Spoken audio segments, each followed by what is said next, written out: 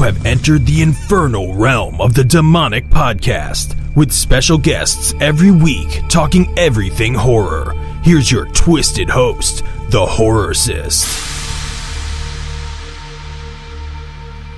How's it going, everyone? We're back again. Another episode with me, the Horrorist. This is the Demonic Podcast. Firstly, as always, thank you so much for subscribing. I really appreciate it. The support has been amazing lately, so thank you so much. Really do appreciate it. This week, I'm not going to say much because this podcast is an hour long. Now, I spoke to an author called Linda Barton, and some of the stories she told me, I couldn't sleep that night. Honestly, if you love your paranormal stuff, you're going to love this episode. She's had some encounters, her and her family, they're terrifying. Not only that, Linda's an author and we speak about her books, so enjoy the show. Don't forget, share it, subscribe. I really do appreciate it. I'm always on Twitter, so come over, say hello, let me know how you think the podcast is, and I'll catch you all again next week here with me, the Horrorist. Cheers all. You are locked into the Twisted Demonic Podcast, with special guests every week talking everything horror. Here's your twisted host, the Horrorist.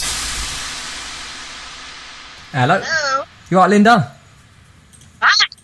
How are you? Alright? It's me. How are you? I'm doing great. Yourself? Good. I'm really well, thanks. I'm really well. Well, thanks for coming to the show today. Really appreciate it. Oh, I appreciate you asking me. You're more than welcome. So, could you tell us a little bit about yourself, please? Well, I live in Texas, Southeast Texas. I'm married, have 2 grown children. One's a police officer. The other one does industrial construction. The daughter's a police officer. Son's a construction person. Yeah. 5 beautiful grandchildren. Been married for 34 years. We've got 2 crazy dogs. And we just live in our little. Live in our little. Live in our little house just on the edge of the big thicket in Texas. Ah, lovely. What's it like in Texas? Nice? Oh, yeah, I love Texas. I'm not originally from Texas. My father's retired military. Okay. So I've lived all over. As a matter of fact, they adopted me from Germany. I'm full-blooded German. Okay. Yeah. My father was stationed in Spain, and they had tried to adopt a couple of twin Spanish boys, but since my parents aren't Catholic and wouldn't promise to raise the children Catholic because they couldn't, they weren't Catholic. Yeah. They decided to try somewhere else. I just realized I didn't have my mouthpiece down. Let's try that. Is that better now? Yeah, I can hear you better. I was trying to get it on my head when you called. Sorry about that. Anyway, I haven't finished my cup of coffee, so excuse me. Anyway, so a lady in Germany that was running an orphanage heard my parents were trying to adopt and contacted him, and the rest is history. Oh, nice one. Yeah. Yeah. So, yeah, you're an author. That's right, isn't it? Pardon me? You're an author. You write Yes, books. I am an author. Yeah. Yes. How did you get started in that? Well, it's the funniest story. I've always loved writing. A matter of fact, when I was in the 4th grade, I won a writing contest in Ojai, California, at the school I was going to. Oh, nice one. Made my face in the my face was in the paper and all that kind. It was really quite cool. Oh, and yeah, and then I always did well in school. Creative writing and everything. But then I got married and life happened. Yeah. And raising children and all that. I just never had time. Yeah. And then once both of the children were grown and gone and out on their lives, my husband had always been an over-the-road truck driver. And I told him I was not going to stay home by myself. So I started going with him. Right, okay. We sold our house. We bought one of those big, beautiful trucks with the big sleeper that has a kitchen, bathroom, and everything, in the sleeper. Yeah. So we just took off on the road together. Eventually, he taught me how to drive it. So, yes, I'm a truck driver myself. I was a trucking mama. Drove that great big old Peterbilt with the 550 cat motor and an 18-speed transmission. And, brilliant. Yeah. Yeah, had a lot of fun doing that. But then one day we were on our way out to Fort Irwin in Southern California. We had a load of military freight on. My husband and I, once I become a driver, we started hauling sensitive material for the military. So if it went bang, boom, we hauled it. And we were hauling some freight out to the base, and we're going across the desert there in Southern California. And my husband looks over at me. He goes, I have an idea for a book you need to write. Right. And I'm like, okay, tell me. Because my husband's really, really smart on this kind of stuff. And he told me about this story, but by the time we got to the base, about 3.5 hours later, we had the entire plot together for this story, which was my first published book, Next Move You're Dead. Right, okay. Yeah, we're going to talk about that, actually, your first book. Yeah, brilliant. Yeah. So, so what's that book about?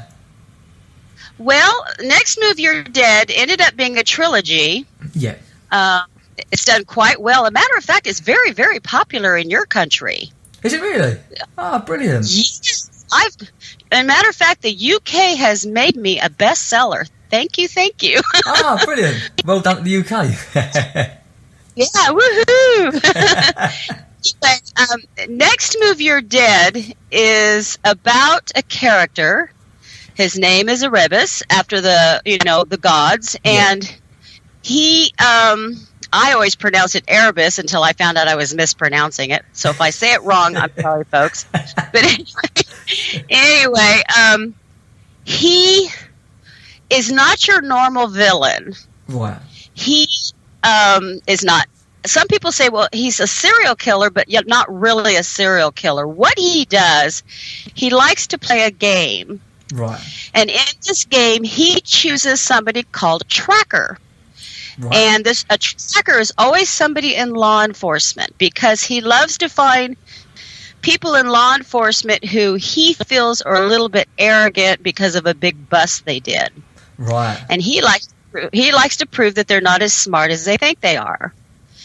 And so in the first book, he finds this one officer whose name is John, who had made a really big bust. And he, in a press conference, he had said, criminals always make a mistake. They always make a mistake, which is why we catch them.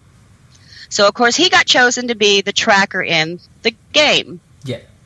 And what the game consists of is there are what's called pieces. And pieces are individuals that Erebus chooses to manipulate and do horrible things. Right. So they will trick them into killing somebody or killing themselves. Oh, and making it and then pointing a guilty finger at somebody else. Right. So John, of course, gets sucked into the game, and he's trying to figure out. At first, he thinks these cases are clear cut. Easy solved. Because that's the way Erebus makes it look, is that these cases are easy to solve, clear cut, over with. It's done. Yeah.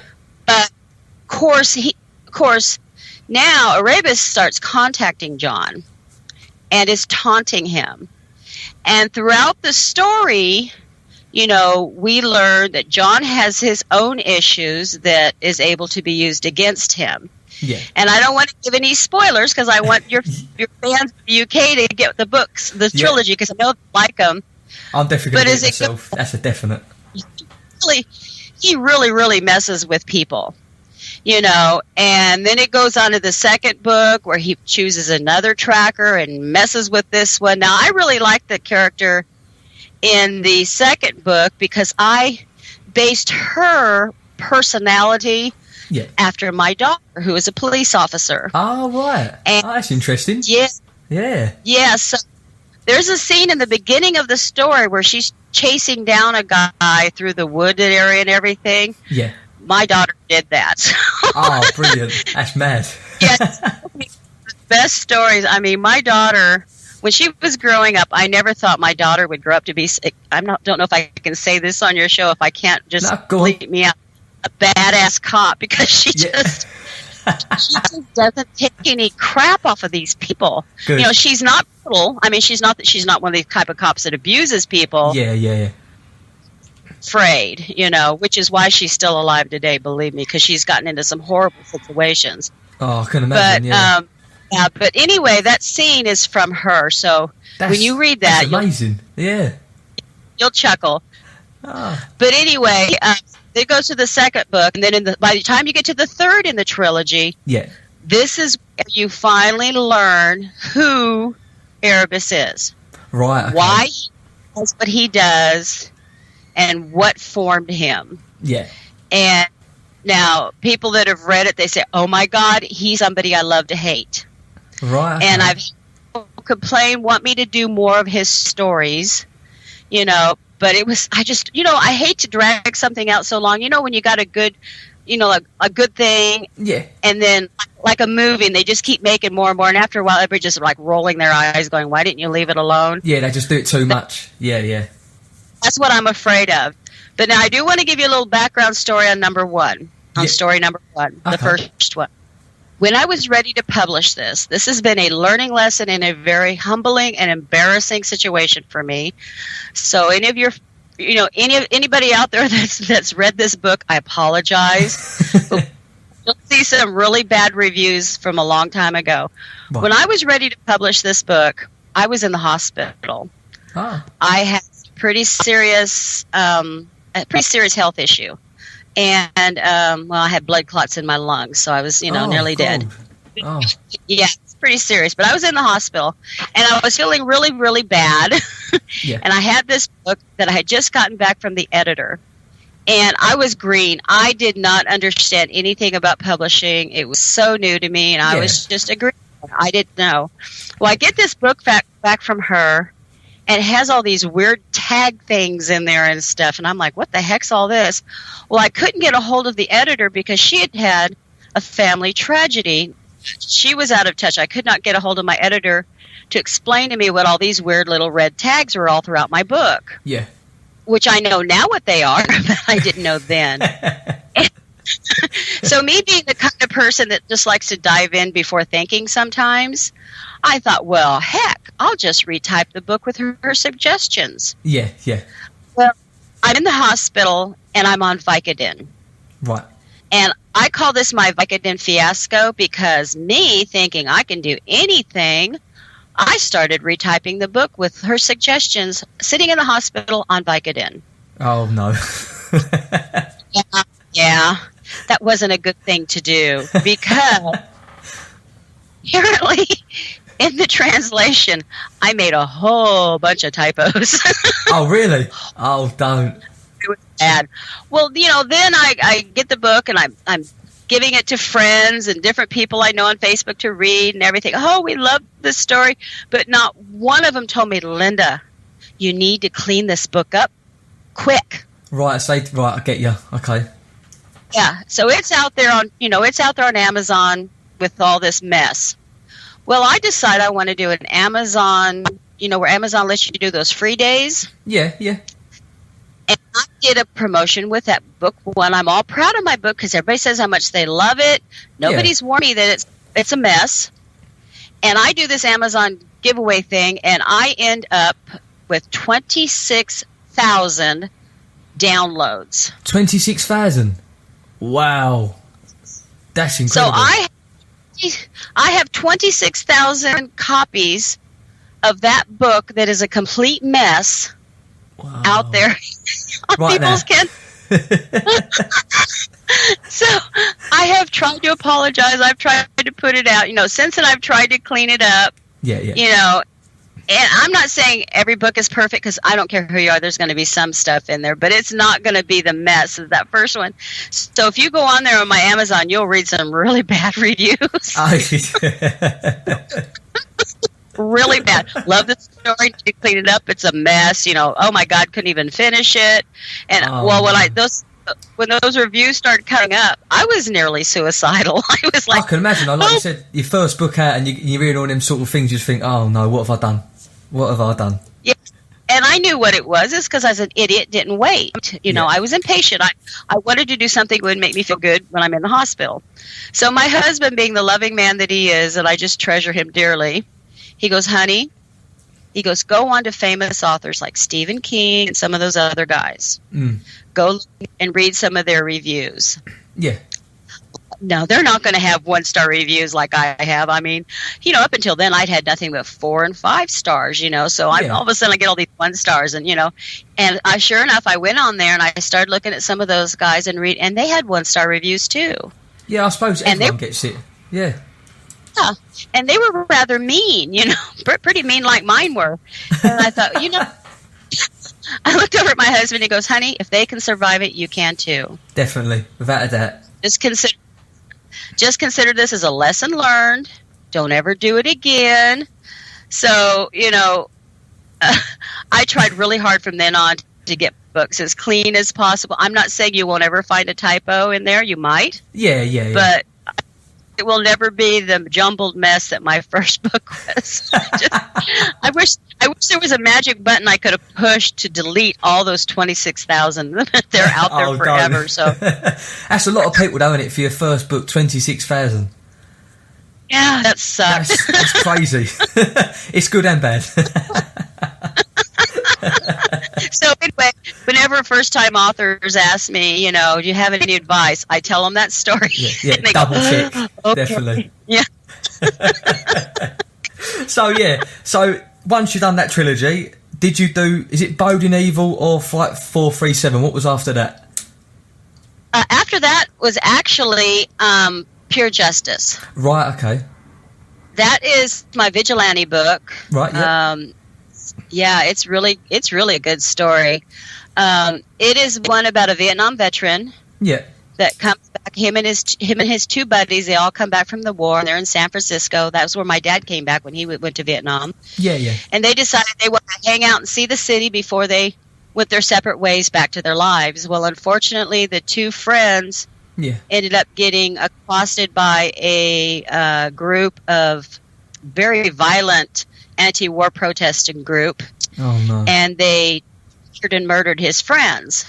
Oh. Well, he gets really upset, of course. Yeah. And when he was in Vietnam, his nickname was the Exterminator because he was really good at sneaking in there and getting the bad guys. Yeah. Well, anyway, of course, they find out who it is that did this, and they go to court. And of course, because of a slick lawyer and a corrupt judge, these guys get away with it. Mm-hmm. And so Ted, who is the main character, he makes a promise to one of his friend's father that he will make sure that they face judgment. So he goes after them. Now, there's a scene in there where he's taking care of these guys. I was working locally here at the local hardware store, Parker's Lumber, and I was working as a cashier. I did about 2 years before I finally gave up and just went full-time into writing. But anyway, I had one of the young men that worked out in the yard, and he comes in and goes, Miss Linda, I heard you just published another book. And I said, yeah. He goes, can I read it? And I said, sure. I go, I'll bring you a copy tomorrow. Yeah. So I brought a copy the next day, and I gave it to him. I said, when you're done, just give it back, because that was my loaning copy. And he goes, okay. So 2 weeks, went by, and I hadn't heard, he'd come by, he'd walk by and go back and get a soda or whatever, but he never would say anything to me. And I thought, well, okay, he's just busy. Yeah. Well, finally, after 2 weeks, he walks in one day, and I didn't have a customer. It was a rather slow afternoon. And he walks in, and he sets a book on the counter by me, and I go, well, did you like it? Yeah. He just kind of stands there for a second, and he looks at me, he goes, Miss Linda, I will never think of you the same way again. Really? Because that scene, I go, it was that scene, wasn't it? He goes, yes, ma'am. It's pretty gruesome when he goes after those guys. Oh, but that's what you want, though, isn't it? It was so bad that while I was writing it, I grossed myself up, and I grossed myself out, and I had to get up and walk away. Really? And come back to it. Yeah, oh yeah. I'm going to check that book out, definitely. That's a definite. There was a particular person in my life that I was visualized doing that stuff to. It was just done. It was so cathartic, all that anger and rage was, okay, it's gone. Oh, don't. Yeah, you got it all out in that one book.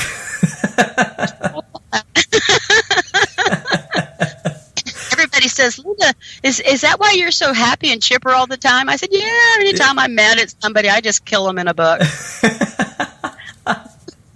Oh, brilliant. Oh, I'm definitely going to get that. That is a definite. Just for that scene purely. Yeah, that's pretty gruesome. But anyway, what he ends up doing is he doesn't just, after he takes care of them, he realizes that there's more he can do. So that ends up being his mission in life. Right. Is eye for eye justice. Right. Okay. That's the whole premise of the story, is eye for an eye justice. He's a wonderful character. And there's another character that he ends up meeting up with. His name is Mike, and he's a police detective. Yeah. And both of them have their stories. My daughter was so cute when she read it for the first time. She goes, Mom, she goes, I'm reading Justice. I said, you are? I said, well, what'd you think about it? She goes, I am so crushing on Ted. That's brilliant. Said, that's my girl. Oh, nice one. Oh, bless her. Yeah. So, what's your latest release at the moment, and what's your latest one out? The latest one out, excuse me, the latest one out is, oh, shoot, my mind just went totally blank. Oh, my gosh, it sucks to get old. Hold on a second. Yeah, that's all right. We got pine pollen in the air, and it kills me. Oh, yeah, I can imagine. Anyway, it's called Heart Ties. Okay, what? It's Heart Ties. Heart, like heart, thump, heart. Yeah. Yeah, Heart Ties, I'm sorry. And that's available on Amazon? Yeah, it's on Amazon. It's a free book. Okay. It's a story about reincarnation. It's a story about reincarnation. Oh, it brilliant. Follows a young man and his story and his experiences with reincarnation and somebody who has followed him throughout eternity. Okay. And it's a good story. It has a nice ending. I really like it. It's a little short story. Lately, I've been writing a lot of short stories. I think I'm getting lazy. Anyway, that's my latest one. The one before that was Saying Goodbye. Yep. That was my first Christmas story. That one's, I love that story, and everybody that read it has loved it. It's about a young woman who has never learned to say goodbye. Right, okay. It's too painful. And there's a lot of me in that story. A lot of that stuff is me, my emotions, my feelings, memories. Okay. Yeah, you enjoyed writing it. I had a hard time learning how to say goodbye because being a military child, I moved a lot. Yeah. You'd make friends and you'd have to leave and all that kind of stuff. So it's a real heartwarming, little paranormal in there. Yeah. It's just a good story. I really enjoyed writing it. It was fun. That's good. That's what you want. Yep. So, right, little question. What's your top 5 scary movies? Top 5 scary movies. Yeah. Number 1, well, the first time I watched it, I've watched it since and it wasn't so scary, but this was the one I watched a long time ago, The Entity. Yep. That one scared the bejeebers out of me when I found out that it was true. And it did help the fact that was back when you rented VCR machines. And because you couldn't afford to buy them. That tells you how long ago it was. And we rented that movie, and my husband and I watched it. Of course, the kids were in bed. Yeah. And if I had known the movie was going to be so scary, I never would have watched it because he had to leave that night. Oh, really? To go out. Oh, right. Yeah. Truck driver. He had to leave. And so he says, okay, after the movie's over, grabs his thermos and coffee and everything. I got to get going. I'm like, what? Don't leave. Oh, no. Don't leave here. I'm the biggest coward. Just bad.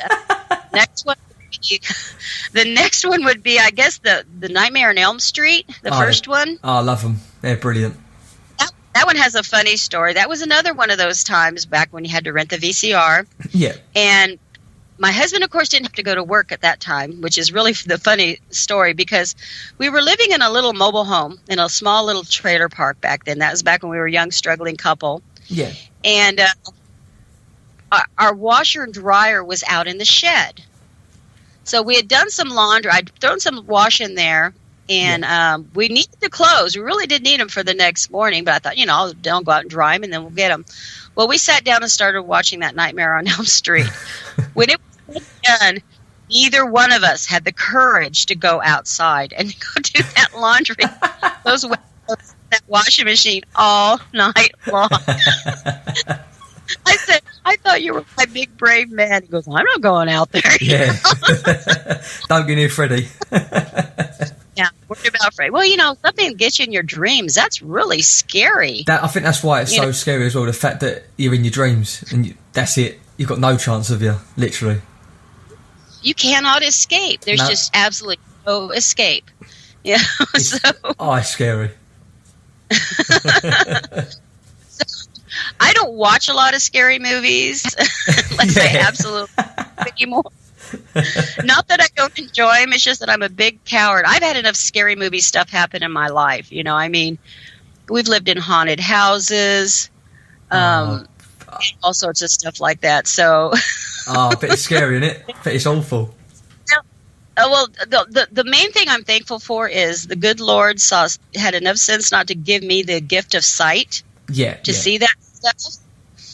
Now my husband and my daughter, they're both a couple of ghost magnets, I think, because they're always, especially my husband, he has always seen them. And, he's like that little boy, I see dead people, Really? God. Oh, yeah. Really strong. Very, very strong. We'd had a house when we were living in California, Missouri. The name of the city was California, but it was in the state of Missouri. Yeah. And it was a beautiful home. It was a nice, ranch style, beautiful home. 3-bedroom, 2-bath, full basement. Yeah. The house of our dreams. So we're living there, and my husband, he's, of course, over-the-road driver, and I'm working locally, and, life is going good. And one time my husband goes, we have a ghost in this house. And I'm like, no, because we just moved one that had a ghost. I don't want another ghost. Oh, not another one. He goes, this one, you don't want another ghost. He goes, this one won't bother you. Don't worry about it. So anyway, I thought, okay, I'll just ignore it, Yeah. So anyway, time went on, and that was after the kids were grown and gone and stuff. And I said, that's it. We're selling the house because I wanted to go with him. And the day we were moving out, that morning, we're laying in bed, and I hear Bob say, no, I don't want to, go away.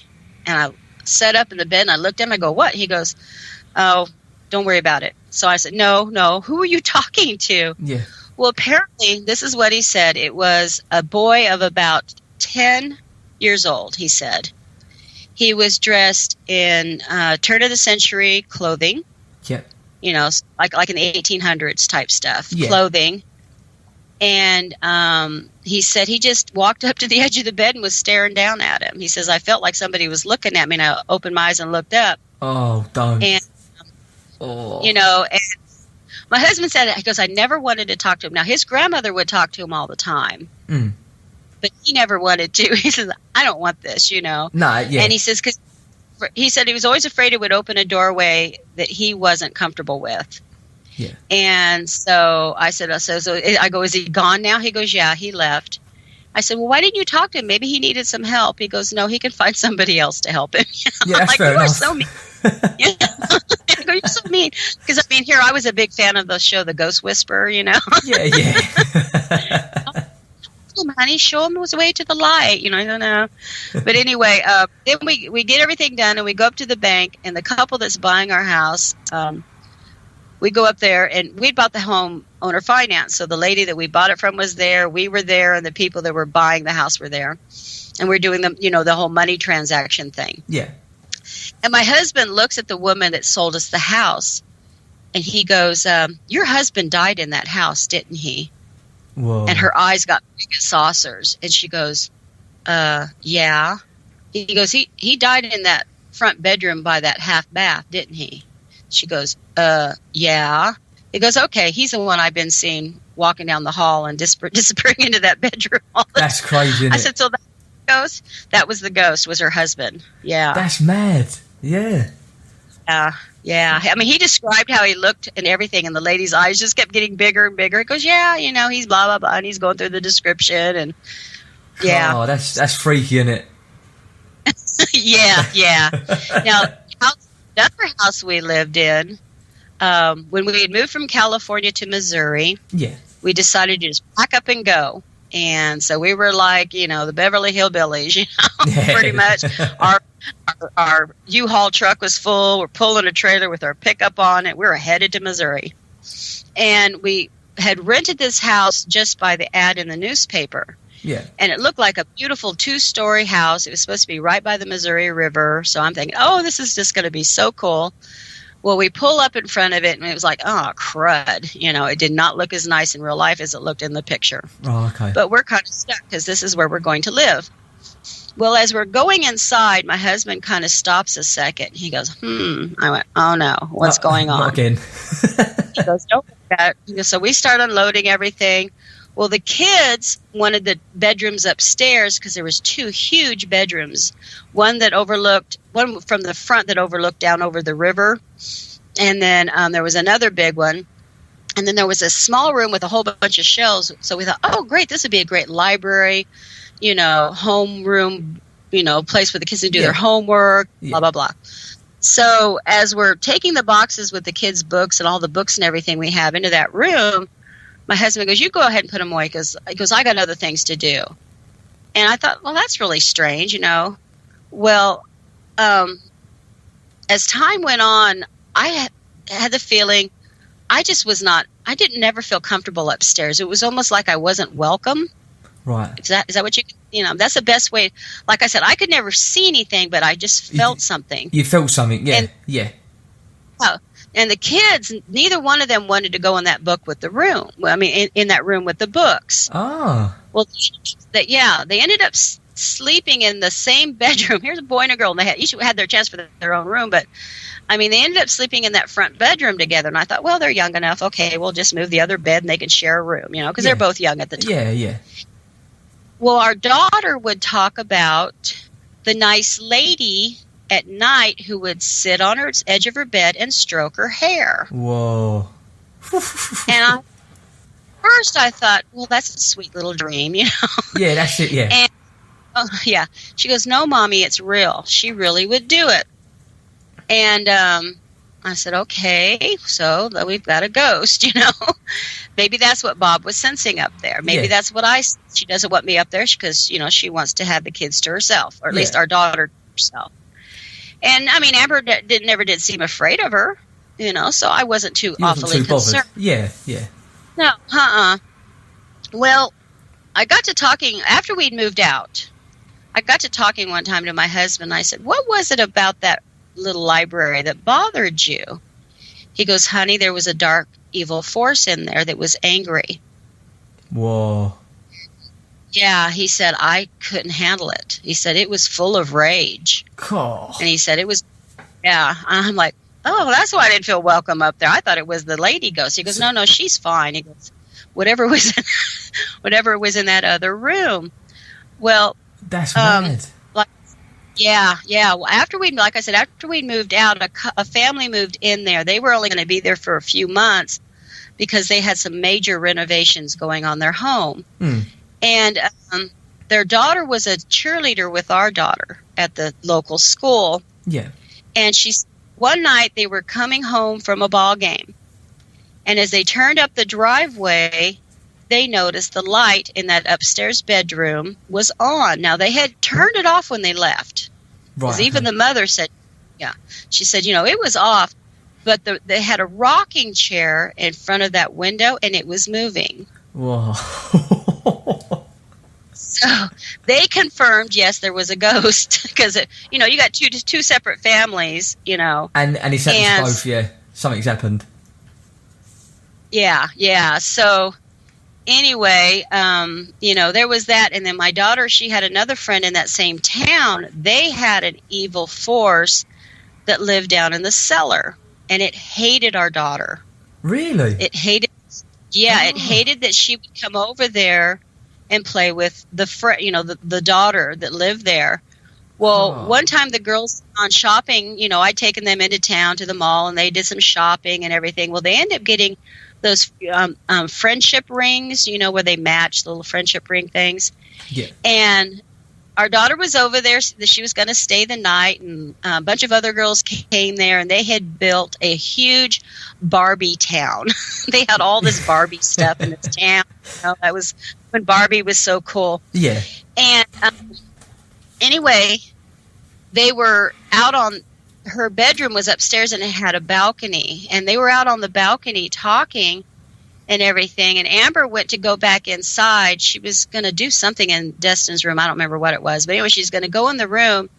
And Amber said, all of a sudden, she felt like something ran past her and kind of made her lose her balance. And she said, when I looked at the dresser, they had left their rings on the dresser for some reason. I can't remember what she said it was. Yeah. But Amber's ring was twisted to where she could not put it on her finger. Wow. And nobody had been in that room. But anyway, my husband one time had a vision, because Amber was going over there a lot to play, because they were best friends, and yeah. My husband had a vision, and he told our daughter, he says, don't go over there anymore. He goes, it's going to try to kill you.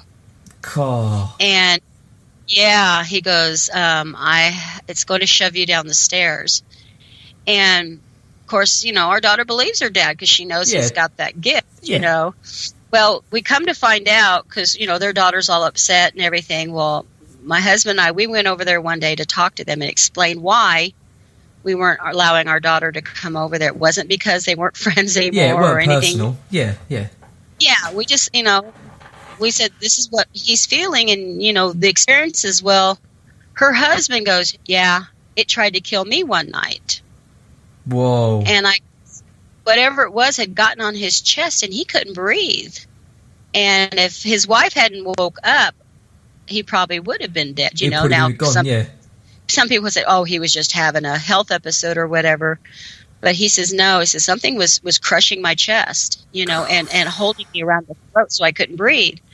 Well, the only thing that they could figure out is there was an old woman. They heard stories, something about an old woman that had died down in the cellar. She was crazy. Right. They locked her down in the cellar, and she ended up dying. And they're thinking that's her angry spirit. But she liked the wife and she liked the daughter, but she didn't want anybody else around. That's crazy, isn't it? That's scary. That's the first and last time I ever went into that house. I can imagine. I won't go back there either. So it's nice knowing you, but I ain't coming here again.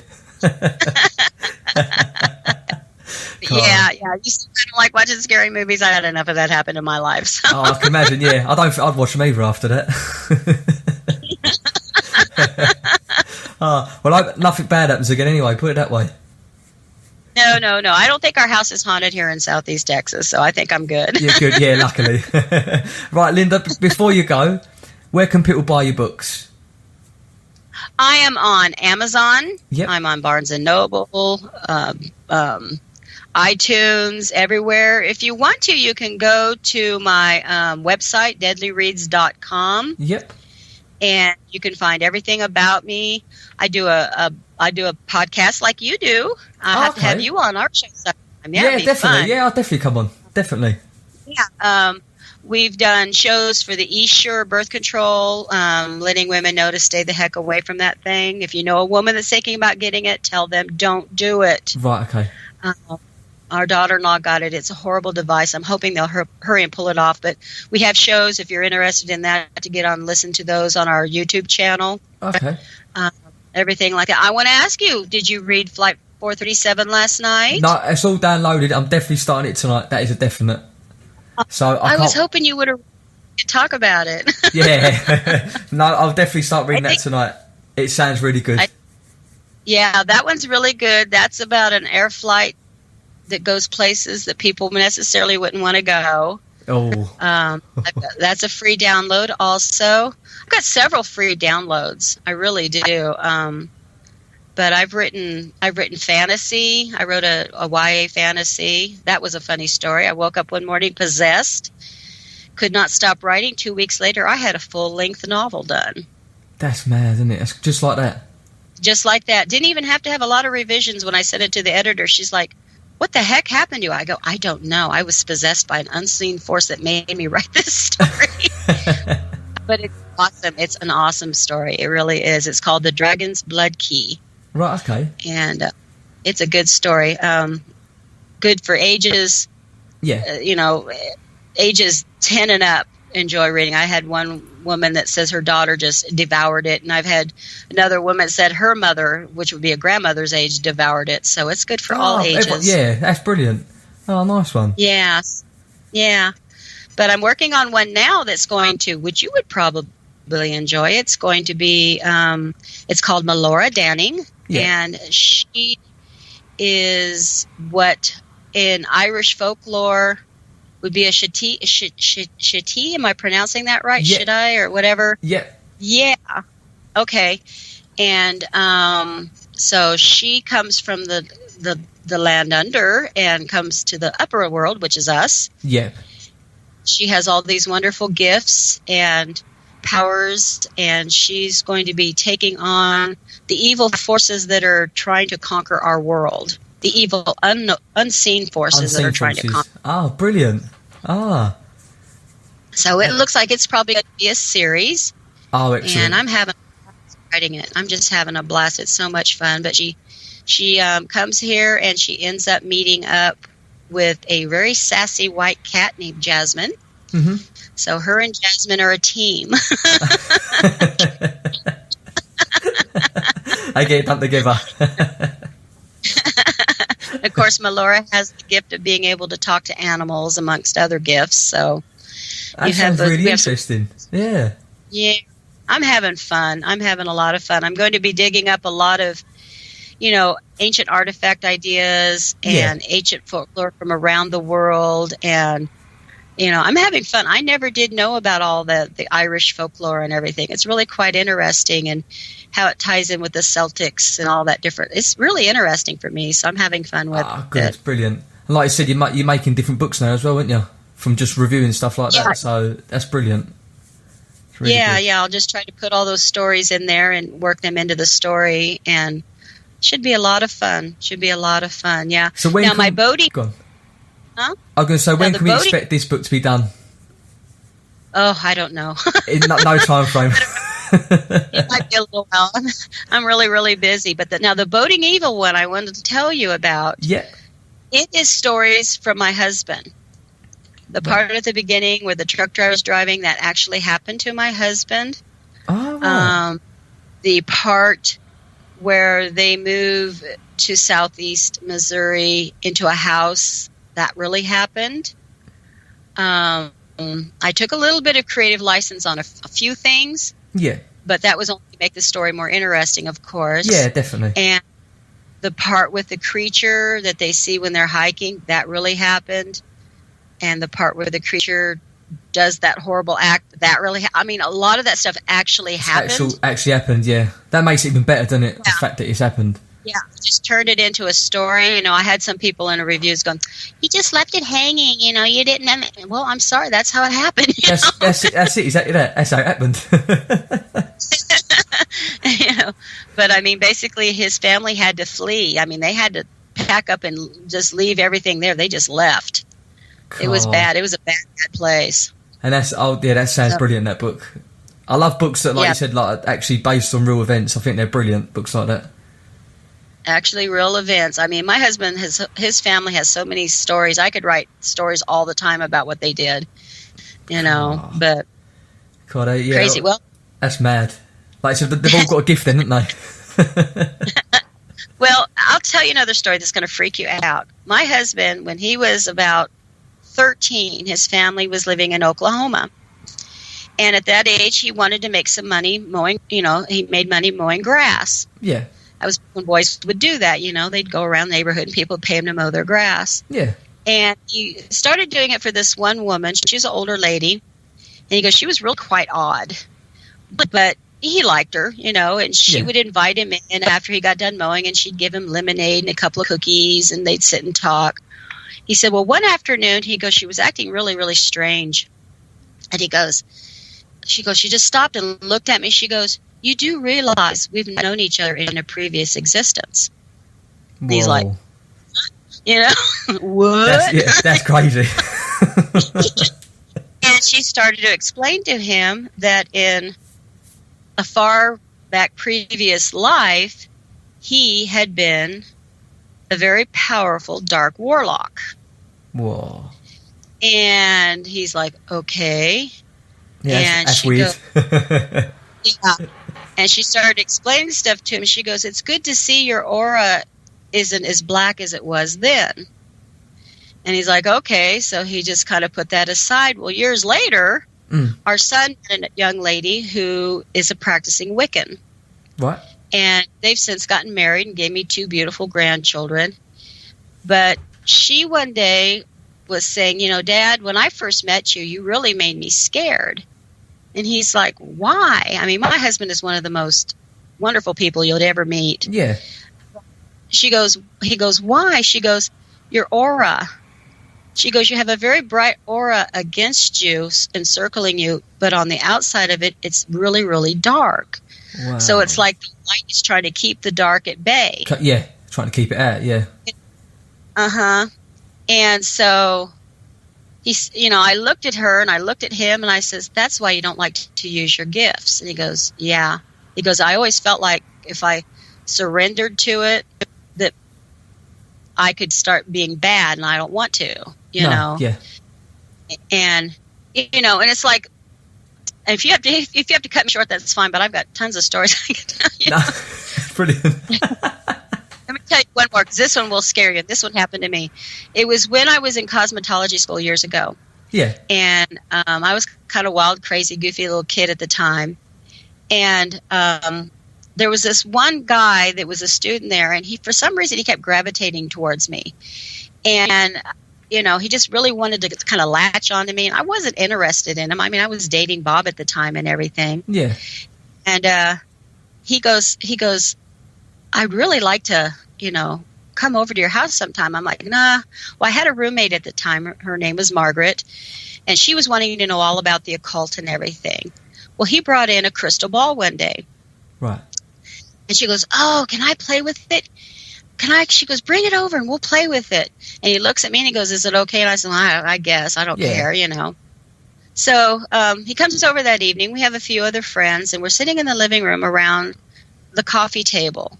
And he's on one corner of the sofa, and there's 2 other people on the sofa. I'm sitting at the far end of the coffee table up against the sliding glass doors. And then my roommate, she's sitting on the opposite side of the coffee table from the sofa. And she takes a crystal ball, she sets it on the table, and there was a black cloth wrapped around it. And she takes the cloth and she puts it over her head. And he goes, here, you need to hold these. And he handed her some sort of strange-looking beads. And she holds the beads, and she starts doing her little meditation thing. And all of a sudden, it was like, I don't know how to describe it. It was like the room lost focus for me. This is my perception. It was like the room lost focus. And I'm looking at her, and it was like I couldn't really move. It's like I was caught in a unfocused slow-motion movie. I guess I don't know how to describe it. Yeah.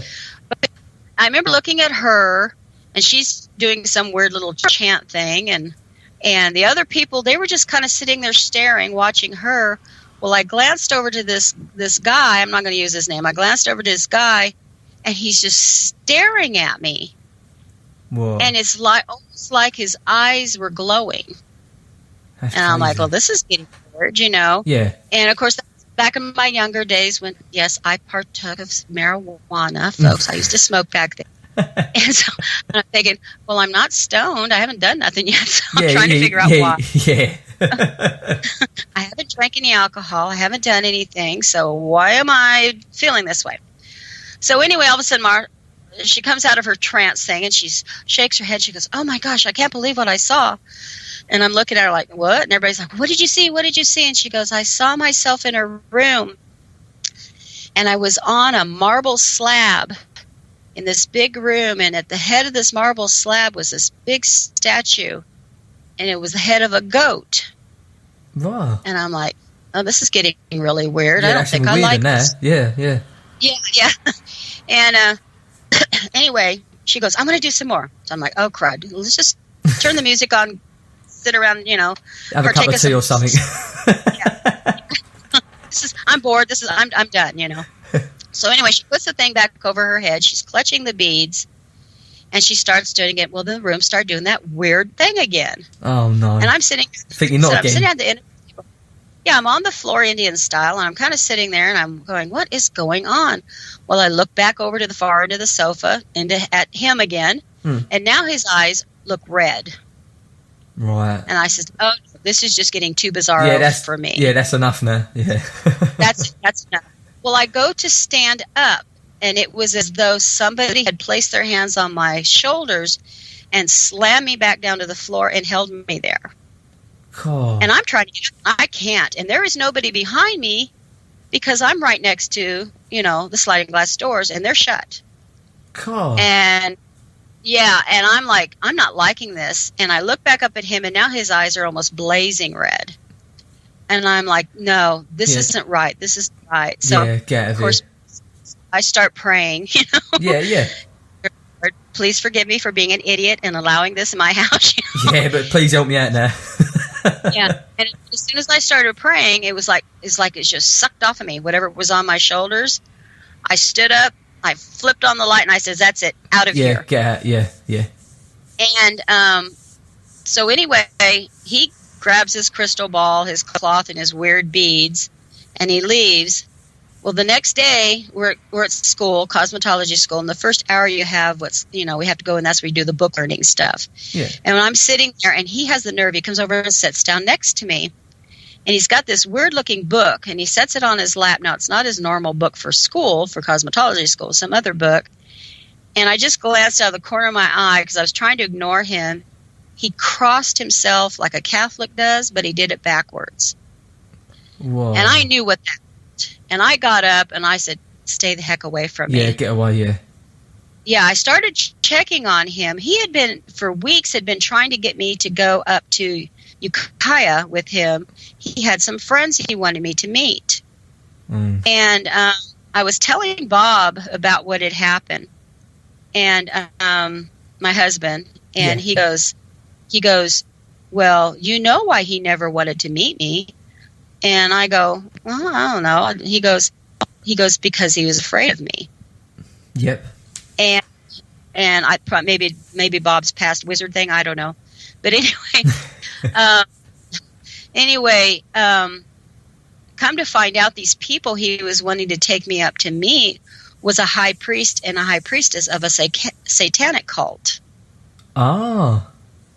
Yeah, so I think he thought by allowing her to play with the crystal ball and everything that he could suck me in, but I didn't want to be part of it. Yeah, I came that close. That's scary stuff. That's really scary. And like you said, the fact you didn't want to be in it anyway, and you just said, yeah, go on, come round, do what you got to do, and then you was actually part of it, that's even worse. That's so scary. That's scary stuff. Well, come to find out, those weird beads that he had her holding were made out of human bone.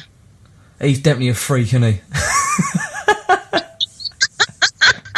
And I was like, I need to do a cleansing. How do I do a cleansing on my house? Get someone to just get rid of everything. Yeah, after that, I kicked the roommate out. I'll bet you did. I told her to. Yep. Yeah, I kicked the roommate out. I told her to go, and didn't want to have nothing to do with that. So cool. That's crazy. I don't blame you. I've done exactly the same thing, and I said, yeah, get your bags, get out. Yep, very much so. And I've had my battle with the devil. I've lived in haunted houses. I've had the out-of-body thing. Yeah. I've had all sorts of interesting things in my crazy life. So I have a lot of stuff I can write stories about. Yeah, but now you just literally just sit down, relax, not worry about nothing, write some books, and live happily ever after. too old for that kind of drama anymore. I'm a grandma now. I got to just live a calm life. I just live it through my books. Yeah, that's it. Yeah, that's what you want. Well, Linda, thanks for coming today. It's been really, really good. I appreciate you having me on, and I'm going to have you on our little Deadly Reads podcast sometime, and you can come. How about around Halloween? Yeah, that would be good. Yeah, definitely. We'll do a date, and I'll do that, definitely. Okay. Well, thank you so much for having me on. Everybody, if you want to find me, just go to deadlyreads.com. I'm on Facebook, Twitter. You can find me. I'm out there everywhere. Just Linda L. Barton. I'll put the links underneath the podcast as well so they can find you. Okay. Thanks a bunch. Thanks, Linda.